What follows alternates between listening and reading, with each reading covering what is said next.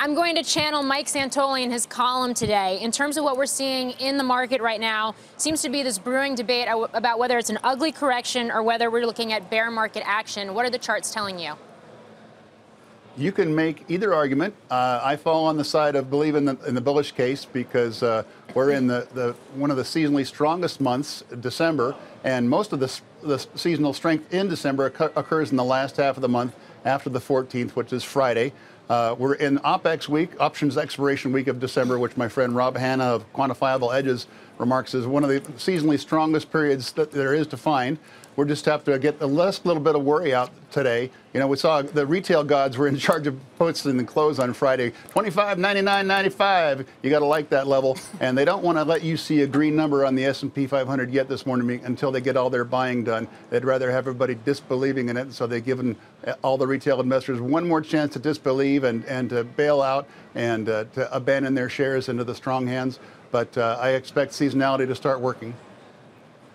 And Tom, in terms of some of the, I guess, technicals or some of the factors you're looking at in this market that lead you to believe that, what are they? Well, we've seen washout sentiment readings and put call numbers. We saw the AAII, American Association of Individual Investors survey showed the percentage of bears was the highest since 2015. We got oversold breadth readings, and all this is happening right at the weak point of the seasonality around December 14th. That's the average low point of the month of December every year, and now we're heading into the strong seasonality part. We're also in the third year of a presidential term, which is nearly always an up year, and I count those years starting at November 1st as opposed to January 1st, because that's the election cycle.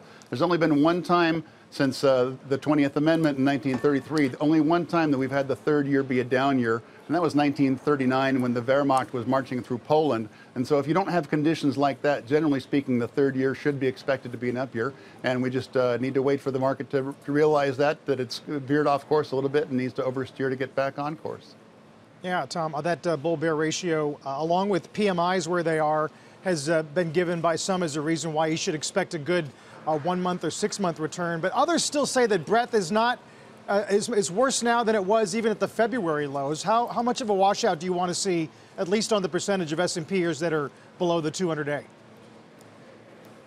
That's one of the important measures that you don't usually know that's giving you all that it's going to give you until it's finally turned up. We're seeing advanced decline numbers that are not looking too bad, and we're especially seeing it in the most liquidity sensitive issues. You know, people talk about how the bond closed-end funds that are traded on the NYSE are contaminants. They think that ruins the advanced decline data. I find the exact opposite. They are much more liquidity sensitive, and they will tell you that there's a problem ahead of time. They'll also tell you when that problem is cleared up, and the advanced decline line for just the bond closed-end funds on the New York Stock Exchange, that's already turned up and moved above an important moving average. It's saying liquidity has been restored. It's just that we can't get everybody to believe in that yet.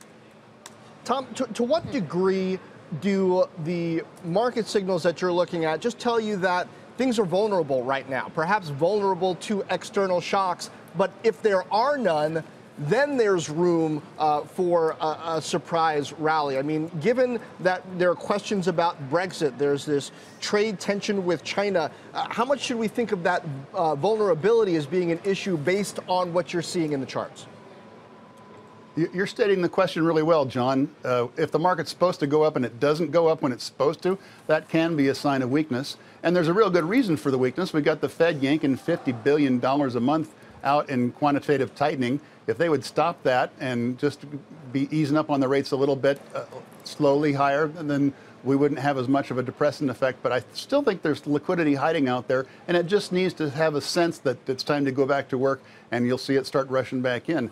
I don't think that we're going to have a great big long uptrend. We're not going to have another 10-year uptrend. There's going to be some weakness later in 2019 into the autumn. I look for a top sometime between late February and about mid-April, more of a trading top than a new 2008 bear market style top. But there is going to be some opportunity for market timers. But right now, while we're still in the seasonal strength period, I do expect that to start working again. Tom, we had you on a couple weeks ago showing us the relationship between Apple and the broader market. From its highs, it's down something like 29%, although Apple is up 1% today. What is that stock and its relationship telling you now? Yeah, that wasn't good news for the overall market to see Apple continuing to break down. It used to be that GE was the great bellwether. If you saw the market and GE's charts disagreeing, you want to listen to GE.